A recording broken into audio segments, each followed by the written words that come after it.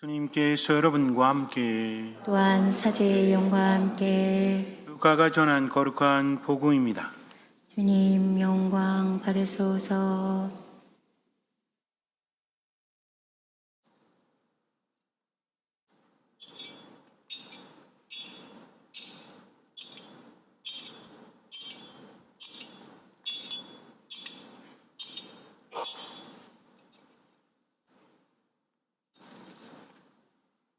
그때 예수님께서 12사도와 함께 산에서 내려가 평지에 서시니 그분의 제자들이 많은 군중을 이루고 온 유다와 예루살렘 그리고 티로와 시돈의 해안 지방에서 온 백성이 큰 무리를 이루고 있었다.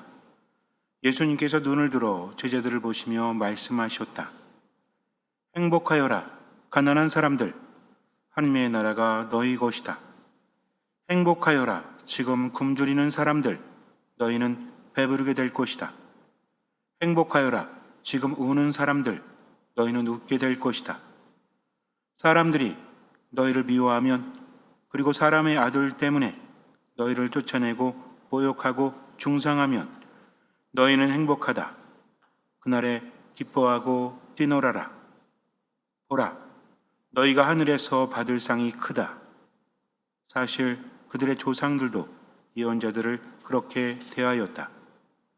그러나 불행하여라 너희 부유한 사람들, 너희는 이미 위로를 받았다. 불행하여라 너희 지금 배부른 사람들, 너희는 굶주리게 될 것이다. 불행하여라 지금 웃는 사람들, 너희는 슬퍼하며 울게 될 것이다. 모든 사람이 너희를 좋게 말하면 너희는 불행하다. 사실 그들의 조상들도 거짓 예언자들을 그렇게 대하였다. 주님의 말씀입니다.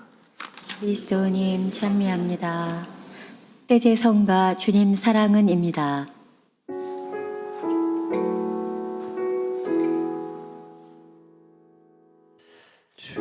주님 사랑은 참되고 주님 사랑은 영원하셔라.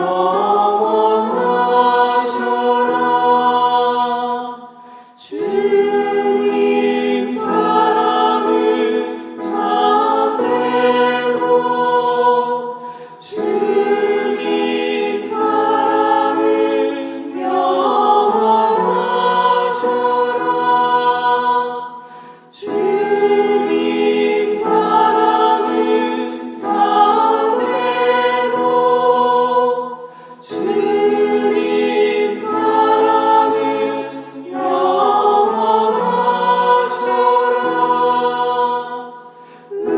누비 카리타스 세라몬 누비 카리타스 데우스 이비에스 누비 카리타스 세라몬 누비 카리타스 데우스 이비에스 누비 카리타스 세라몬 누비 카리타스 데우스 이비에스. 하느님은 우리를 너무나 사랑하셔서 우리에게 많은 것을 주고자 하십니다. 그런데 조건이 있죠. 믿음이 있는 사람에게는 많이 주십니다. 그러나 믿음이 없는 사람에게는 많이 주지 않으시죠. 왜냐하면 주셔도 그것이 그 사람에게 독이 될 수 있기 때문입니다. 그러니 믿음이 커지면 받는 것도 많게 된다. 그런데 믿음이라는 것은 혼자만의 행위가 아닙니다. 믿음이라는 것은 하느님과의 관계가 가장 중요한 기본이 되는 거죠.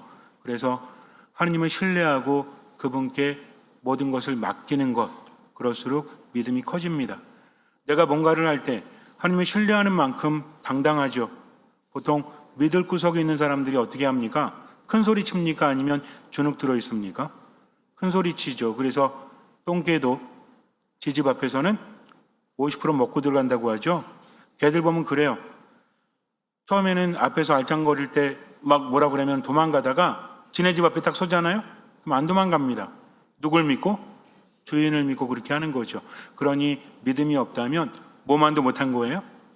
개만도 못한 게 될 수도 있음을 우리가 알아야 합니다. 하나님을 믿기 때문에 당당한 거죠. 하나님을 믿기 때문에 지금 힘을 낼 수 있는 것입니다. 이런 믿음은 하나님을 아는 만큼 커질 수밖에 없다. 그래서 믿음은 하나님을 아는 만큼 커지니까 하나님 안에 머물면서 그분을 바라보면 되죠. 근데 하나님께서는 어떤 형태로 우리와 함께 하십니까? 말씀의 형태로 우리와 함께 하신다는 거죠. 그러니 하나님을 신뢰하는 사람은 말씀을 신뢰합니다. 그래서 어떤 마음이 중요하다? 듣는 마음이 중요하다는 거죠. 믿음은 들음에서 오고 들음은 그리스도의 말씀으로 이루어졌기 때문에 믿음이 자라길 바라신다면 간단합니다. 그리스도의 말씀을 자꾸 들으시면 돼요. 그 말씀을 신뢰하면 되죠. 신뢰하는 사람은 어떤 사람이죠? 많은 사람이 들어요. 어떤 사람은 신뢰하고 어떤 사람은 신뢰하지 않습니다. 그 차이는 무엇일까요? 말씀을 듣고 실천한다면 그 사람은 신뢰하는 사람이죠. 근데 말씀을 듣고도 실천하지 않는다면 신뢰한다고 말할 수 없죠. 그래서 믿음이라는 것은 그냥 듣는 게 아니라 어떤 마음이다? 듣는 마음이다. 마음으로 듣는다는 겁니다. 마음으로 듣는다는 것은 주님 말씀하십시오. 당신 말씀은 살아있고 힘이 있으며 저에게 좋은 것을 주시니 당신 믿고 당신 말씀대로 살아갑니다. 나머지는 맡깁니다. 이거예요. 근데 그것을 한 번 하고 두 번 하고 자꾸만 하면 어떻게 되죠? 점점 체험이 뒤따르게 돼요. 처음에는 말씀대로 사는 게 가능할까? 라는 생각이 들 수도 있어요. 하나님 정말 계신 걸까? 라는 생각이 들 수도 있어요. 그런데 말씀을 듣고 따르다 보니까 내 생각과 다르다고 할지라도 따르다 보니까 체험이 뒤따릅니다. 이런 체험은 우리에게 더 강한 확신을 주죠. 처음에는 내 중심으로 하나님을 바라보다가 체험을 많이 하게 되면 나를 떠나서 하느님 중심으로 세상을 바라보게 된다는 것을 잊지 말아야 돼요. 그래서 우리는 하느님을 신뢰하고 그분께 맡기면서 말씀 안에 머문다. 말씀이 뭔지 아시죠? 말씀은 살아있고 힘이 있는데 우리가 보통 말씀이라고 하면 뭘 의미하죠? 성경에서 우리에게 말씀하신 하느님. 처음에 어색할 때는 이런 사건이 있구나, 이런 내용이 있구나 라고 하는데 성경을 많이 묵상하게 되면 말씀은 살아있다고 그랬죠. 흐름이 생깁니다. 내 안에서 말씀이 살아 움직이죠. 구약과 신약의 흐름을 내 스스로 깨닫고 체험하게 되죠. 일상적인 삶 안에서 그것을 실천하게 됩니다. 그래서 나에게 하시는 말씀이구나 하면서 깊이 묵상을 해요. 누구처럼? 성모님처럼. 성모님이 어떻게 하셨죠? 이해가 되지 않아도 마음 깊이 간직하셨다. 우리도 마찬가지죠. 일단 신뢰하니까 어떻게 해요? 그분의 말씀을 따르고 나머지는 맡기는 겁니다. 그러다 보면 이래서 이렇게 하라고 하셨구나 하면서 체험을 하게 되고 믿음은 성장한다는 거죠. 근데 실천하지 않는 사람은 체험이 없으니 믿음이 자라지 않습니다.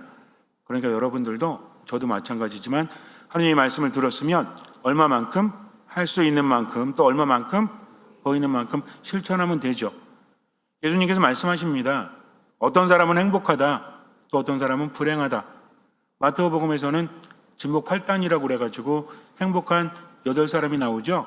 그런데 루카복음에서는 4사람이 나와요. 4종류가. 그리고 불행한 사람 4종류가 나오죠. 어디서는 행복선언, 불행선언, 또 진복 8단 이렇게 말하지만 사실은 같은 겁니다. 맥락은 하나라는 거죠. 어떤 사람이 행복하죠? 예수님께서 행복하시다고 하는 사람들이 우리의 기준과는 좀 다르지 않습니까? 어떤 사람이 행복하다? 가난한 사람들, 그리고 굶주리는 사람들, 우는 사람들, 심지어는 미움을 받는 사람들이 행복하다라고 하십니다. 말이 됩니까? 여러분들은 행복하고 싶으세요? 대답을 안 하시지? 행복하고 싶으세요? 아니면 불행하고 싶으세요?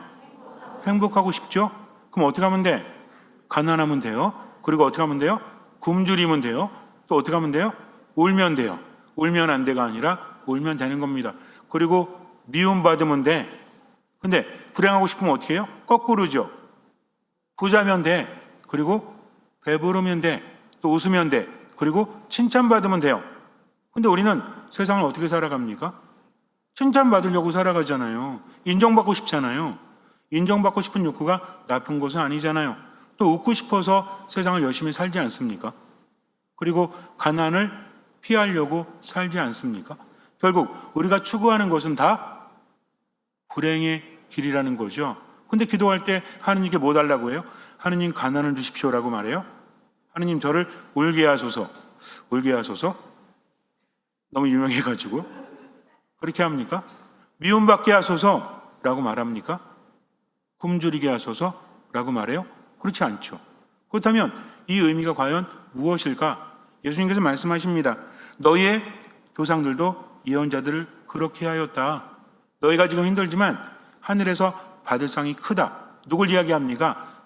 참된 예언자를 이야기하죠. 불행선언에서는 누굴 이야기하죠? 거짓 예언자들을 이야기합니다. 예언자들은 하느님의 말씀을 전하기 위해서 세상에 온 사람들이죠. 구약에서 활약하지 않습니까? 그 사람들은 하느님의 말씀을 전하기 위해서 신비스러운 힘을 발휘할 때도 있죠.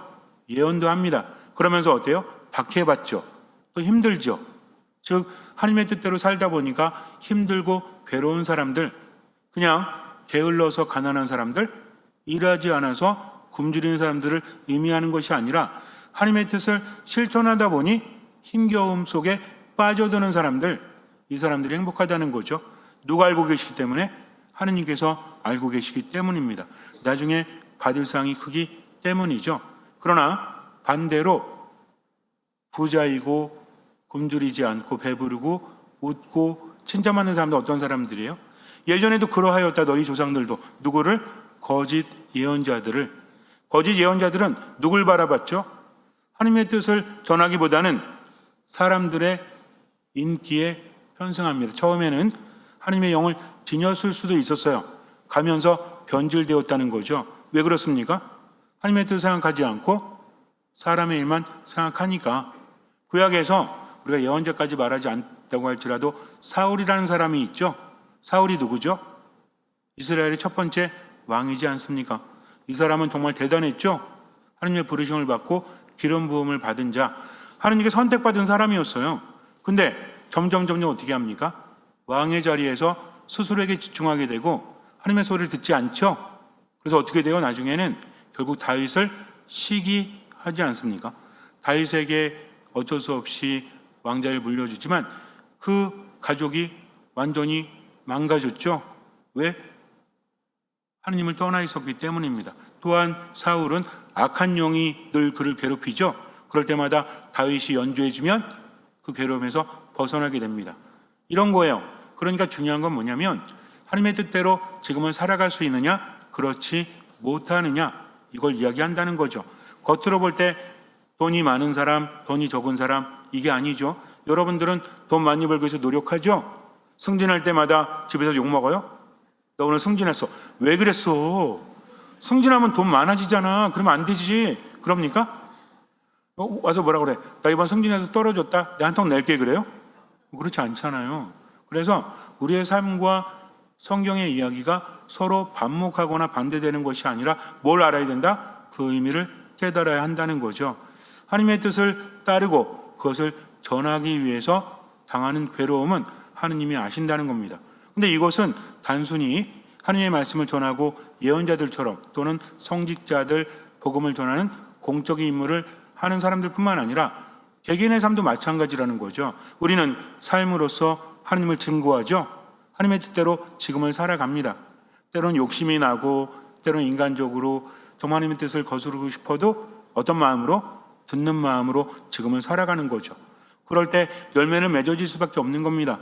복음을 전한다는 게 하느님 믿으십시오 라고 직접적으로 전하는 것도 복음 전파라고 할 수 있지만 하느님의 복음을 삶으로 살아가는 사람, 하느님의 뜻대로, 이거는 뭘 의미하죠? 기쁘게 사는 거죠. 또 어떻게 사는 겁니까? 기도하며 사는 거죠. 또 어떻게 살아가요? 감사하며 사는 거죠. 그게 무엇입니까? 하느님께서 우리에게 바라시는 삶이다. 하느님은 우리가 예수 그리스도 안에서 살아가길 바라십니다. 뭔 얘기예요? 예수님과 함께 살아가는 사람. 그러면서 언제나 기뻐하기를, 끊임없이 기도하기를, 모든 것에 감사하기를. 이런 사람은 베풀면서 살아갈 수밖에 없어요. 성경을 몰라도, 교리를 몰라도 그렇게 살아갈 수밖에 없죠. 왜? 하느님 안에 머물기 때문입니다. 이렇게 살아가는 사람은 참으로 행복하다. 왜? 하느님께서 기억하시기 때문에. 때로 이런 생각이 들죠. 나중에 죽은 다음에 받는 게 무슨 의미가 있어? 그런데요, 연결되어져 있습니다. 내 안에는 내가 마음대로 할 수 없는 게 있어요. 기쁨이라는 것도 오는 겁니까? 내가 만드는 겁니까? 여러분들 언제 기쁘세요? 앞으로 5초 후에 기뻐해야지. 잠깐, 하나, 둘, 셋. 기쁘다 그래요? 아니잖아요. 기쁨이라는 것은 어쩌면 밖에서 오는 거죠. 예상하지 못한 데에서 느끼는 거죠. 물론 내가 이렇게 열심히 하면 사람들이 알아주겠지, 기뻐해 주겠지라고 하면서, 그렇지만 그 순간이 되면 내 의지와 계획과 상관없이 기쁨은 느껴지는 것이 아니겠습니까? 그래서 굉장히 중요한 겁니다. 내가 모든 것을 만들고 내 뜻대로 살아가는 것이 아니라 하나님의 뜻대로 하다 보니까 기쁜 삶이 되는 거죠. 그래서 어떤 사람이 기쁜 삶을 산다? 맡기는 사람, 하느님께 맡기는 사람이 그런 삶을 살아갈 수 있다. 그래서 행복선언과 불행선언이라는 것은 하나님 나라를 위해서 듣는 마음으로 하나님의 뜻대로 내 삶을 살아가는 사람들, 그러다 보면 가난할 수도 있죠. 그러나 하나님께서 기억하신다는 겁니다. 반대로 불행한 사람은 뭐예요? 하나님께 마음을 두지 않는 사람이에요. 지나가는 것에 연연해서 느끼는 사람들. 근데 이 사람들은 어떻게 됩니까? 영원한 생명을 얻지 못할 뿐만 아니라 세상을 살면서도 변하는 모든 것에 의미를 두기 때문에 결국은 어떻게 되죠? 비참하게 될 수밖에 없다는 겁니다. 그래서 세상 것에 대해서 내가 즐거움을 느낀다고 할지라도 마음을 어디에 두어야 한다? 하느님께 두어야 한다는 거죠. 단순해요. 말씀을 듣고 말씀대로 지금을 살아가면 돼요. 그러다 보면 나는 깨닫게 되고 체험하게 되고 하나님의 뜻대로 살아가게 되니까 하나님은 그것을 보여주십니다. 에제키엘 예언자가 있는데 이 사람은 바빌론 유배 때에 환시를 체험하게 되죠. 이스라엘 백성들은 유배를 하면서 힘들었죠. 다른 나라의 침략을 받고 그 나라로 끌려간다는 게 얼마나 힘든 삶입니까? 그러니까 언제든지 돌아갈 수 있기를 바라면서 그렇게 기다렸죠. 그러다가 예언자들이 활동을 하는데 하나님의 메시지를 전합니다. 이제 돌아갈 수 있을 거야. 하느님께서 허락해 주실 거야. 역사 안에서 하느님은 그렇게 활동하시니까 하면서 미리 보여주십니다. 에제키엘은 환시를 체험하게 되는데 에제키엘 47장부터 보면 성전 오른편에서 물이 나오는 것을 목격을 합니다. 처음에는 그 물이 조금 얕아요. 좁고 얕아요. 그래서 발목까지 옵니다. 조금 더 나아가서 길이를 재라고 그래요. 환시하는 겁니다. 환시를 체험하는 거죠. 하나님께서 보여주시는 겁니다. 성전 오른편에서 물이 나와서 흐르는데 처음에는 폭도 좁고 깊이도 얕죠. 조금 더 가다가 길이를 재는데 이번에는 무릎까지 와요. 더 깊어지고 넓어진 겁니다. 조금 더 가다 재보니까 이번에는 발목, 무릎, 어디일까요? 어깨? 머리, 어깨, 무릎, 발, 이거예요? 발목, 무릎, 그 다음에 어딜까요? 대충 맞춰보세요. 허리, 맞춰서 허리까지 옵니다. 더 넓어지고 깊어지죠. 그런데 그 물이 가는 곳마다 살아납니다. 이스라엘에 가면 유명한 바다가 있죠. 죽은 바다, 어디? 아라바에는 사해바다라고 하죠. 데드시라고 하잖아요. 죽은 바다입니다. 여기는 염도가 높아가지고 생물이 살지 못하죠. 근데 미네랄이 풍부하다고 그래가지고 뭐로 유명하죠? 진흙팩으로 유명하잖아요. 가가지고 저도 같이 간 신자들과 함께 들어가 본 적은 없어요. 몇 번 가봤는데. 근데 수영복 입고 막 들어갑니다. 그래갖고 막 다 칠해요, 이렇게. 그리고 누워있으면 붕둥 떠있어.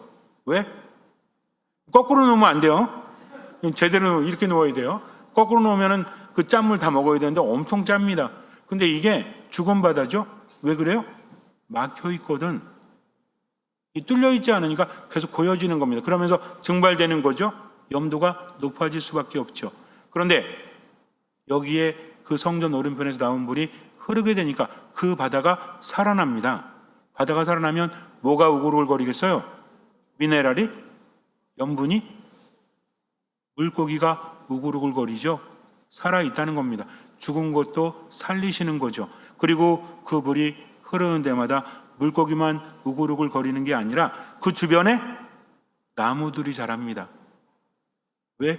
물이 생명력을 제공하기 때문이죠. 그래서 시냇가에 심겨진 나무는 많은 열매를 맺을 수밖에 없죠. 스스로 싱싱하기 때문에. 이 모든 것이 무엇 때문이다? 물 때문이다. 여기서 포인트는 뭐죠? 성전 오른편에서. 성전은 어떤 곳입니까? 하느님께서 머무시는 곳, 하느님을 의미하죠. 여기서 물이 나와서 모든 죽은 것들을 살린다는 겁니다. 우리도 마찬가지죠. 내 삶이 힘들고 괴로워도 하느님의 힘으로 그분의 무엇이 나에게 다가오면 물이, 눈에 보이는 물을 성전 오른편에 뚫어가지고 맨날 샤워하고 막 그래야 되나요? 뭘 의미하죠? 중요한 게 있어요. 예수님께서 십자가 위에서 돌아가실 때 한 병사가 예수님의 옆구리를 창으로 찌르죠. 오른쪽 옆구리였을까요? 왼쪽 옆구리였을까요? 2분의 1 확률인데, 성전 오른편에서 예수님의 오른쪽이었다라는 전승이 있죠. 사실 성경에는 뭐 어디라고 구체적으로 나오진 않지만 오른쪽 옆구리, 왜? 이 중요한 의미를 가지기 때문에 그 오른쪽이라는 것은 반드시 뭐 왼쪽이 나쁘다, 오른쪽이 좋다 이게 아니라 전통 안에서 오른쪽은 뭐라고 하죠? 바른 쪽이라고 하잖아요. 예수님의 십자가에서도 오른쪽과 왼쪽에 강도들이 달렸다고 하죠. 거기서 회개한 강도는 오른쪽 우도예요? 아니면 왼쪽 좌도예요? 우도라고 하잖아요. 보셨어요? 성경에 나옵니까? 아니죠. 의미를 부여한다는 겁니다. 즉 오른쪽이라는 것은 하느님의 오른쪽, 오른편에 앉아라. 성경에 이런 표현도 있죠. 무슨 얘기냐면 오른쪽이라는 것은 하느님의 힘과 권능을 나타내기 때문에, 그러니까 예수님의 오른쪽 옆구리, 오른쪽 옆구리, 우리가 이렇게 생각하는 게 좋겠죠. 거기서 뭐가 나오죠? 물과 피가 나옵니다. 세례성사와 성태성사를 의미하고 예수님의 신성과 인성을 의미하죠. 미사 때 사제는 포도주에 물을 섞습니다. 바로 십자가 아래 우리가 있다는 것을 의미하는 거죠. 구원의 은총이 그분의 옆구리에 나와서 세상을 깨끗하게 하는 겁니다. 죄에서 벗어나서 하느님 안에 머물 수 있도록 일맥상통하는 거죠. 즉 무엇입니까? 성전 오른편에서 물이 나와서 모든 것들을 살리듯이 하느님의 무엇이? 은총이 누구로부터? 예수님으로부터 나온다는 거죠. 또 예수님은 어디를 통해서? 이게 성사라는 개념인데, 성사는 보이지 않는 은총의 보이는 표지입니다.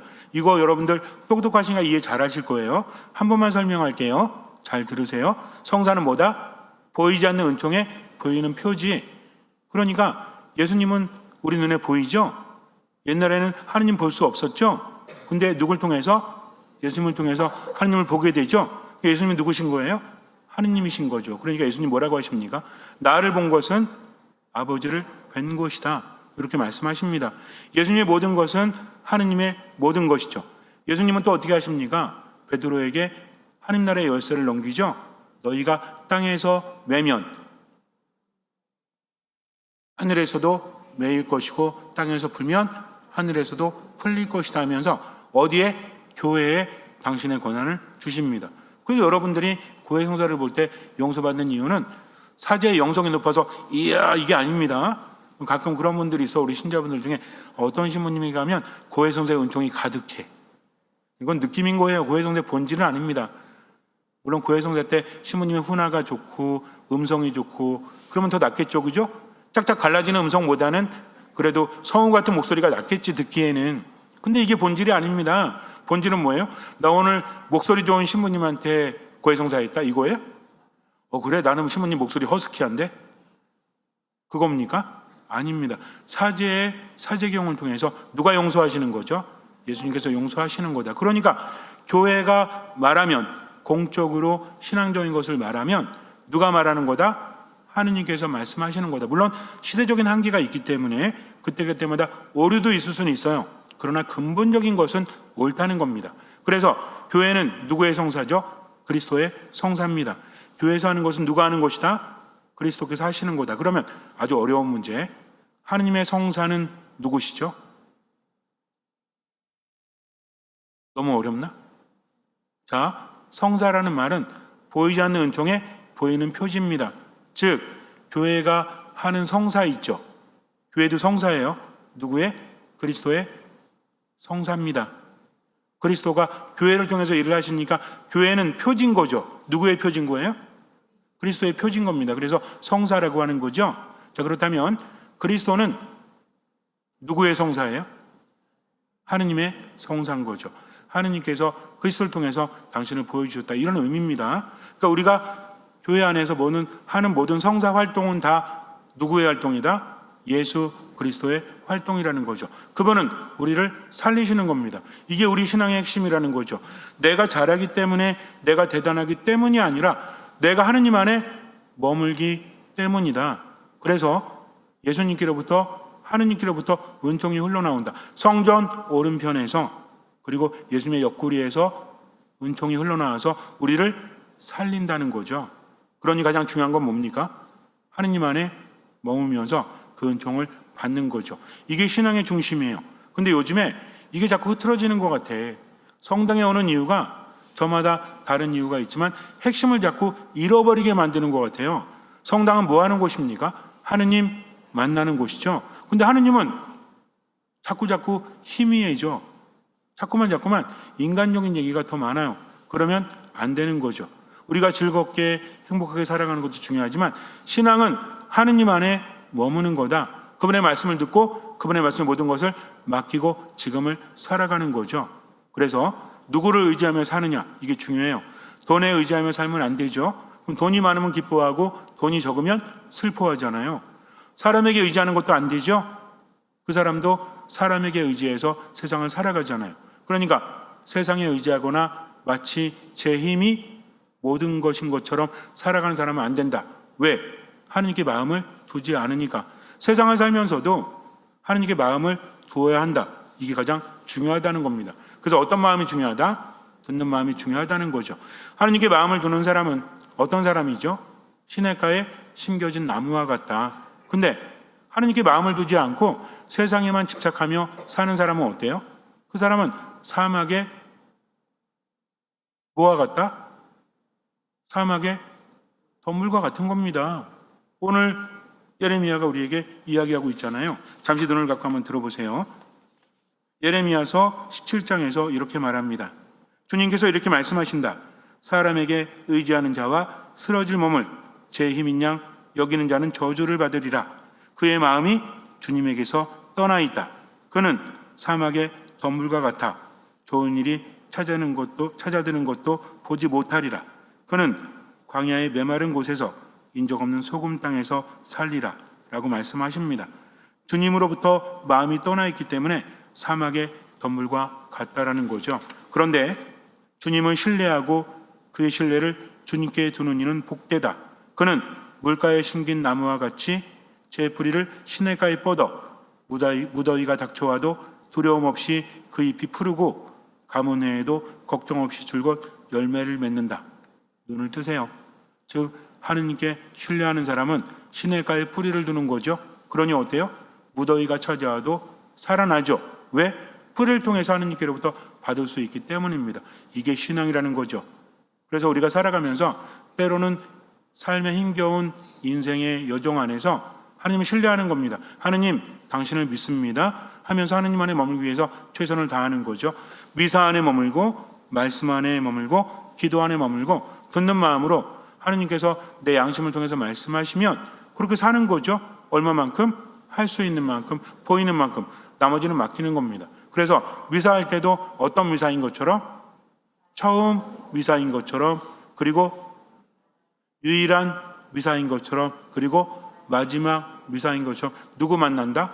하느님 만난다 하면서 듣는 마음으로, 그리고 평상시에도 말씀을 자꾸 읽고 묵상하는 거죠. 그리고 어떻게 해요? 모든 것에 감사하는 거죠. 힘든 일이 있을 때 왜 이렇게 힘들지? 라고 해서 나아지는 거 아무것도 없어요. 그럴 때 어차피 벌어진 일이죠. 그럼 어떻게 하면 돼요? 하느님 제게 힘을 주십시오. 하느님 저와 함께 하십시오. 기도할 수 있으면 하느님 감사합니다 하면서 뭐 하는 거죠? 감사하십시오. 그리고 지금 살아가면 돼요. 그럼 어떻게 되죠? 이 사람은 어디에 뿌리를 두고 있죠? 시냇가에 뿌리를 두고 있는 사람처럼 하느님께로부터 무엇을 받는다? 은총을 받는다. 그래서 많은 열매를 맺지만 세상 것에 돈에 흔들리고 젊음에 흔들리고 사람에 흔들리고 또 능력이나 권력에 흔들린 사람은 어때요?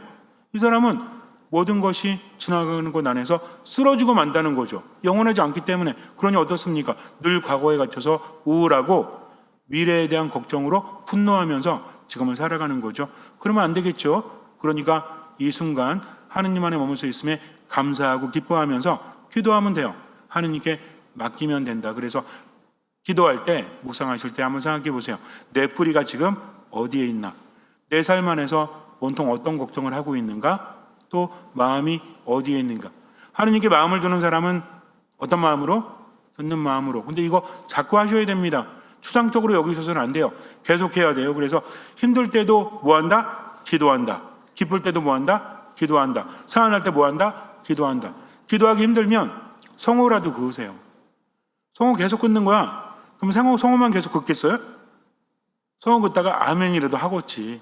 그 다음에 어때? 성부와 성자와 성령의 이름으로 아멘이라도 하겠지. 그리고 성경 한 주이라도 보겠지. 안 하는 것보다는 낫지 않습니까? 그러니까 매 순간순간 듣는 마음으로 하느님 안에 살다 보면 연결이 되어 있기 때문에 변화시키는 분은 누구시다? 하느님이십니다. 그러니 하느님 안에 머물고 뿌리를 두세요. 잠시 눈을 감으세요. 때론 삶이 힘들고 괴로워도 하느님께 뿌리를 두고 지금을 살아갑니다. 미사 안에 머무십시오.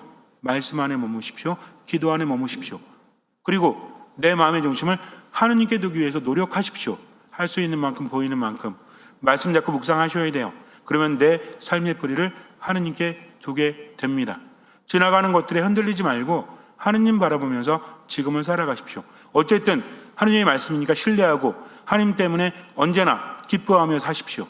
하느님 때문에 언제나 기도하며 사십시오. 끊임없이. 그리고 하느님 때문에 모든 것에 감사하며 사십시오. 미사, 말씀, 기도 안에서 나머지는 하느님께 맡기십시오. 주님께서는 그 믿음을 보시고 우리 삶에 놀라운 기적을 일으켜 주실 것입니다. 아멘.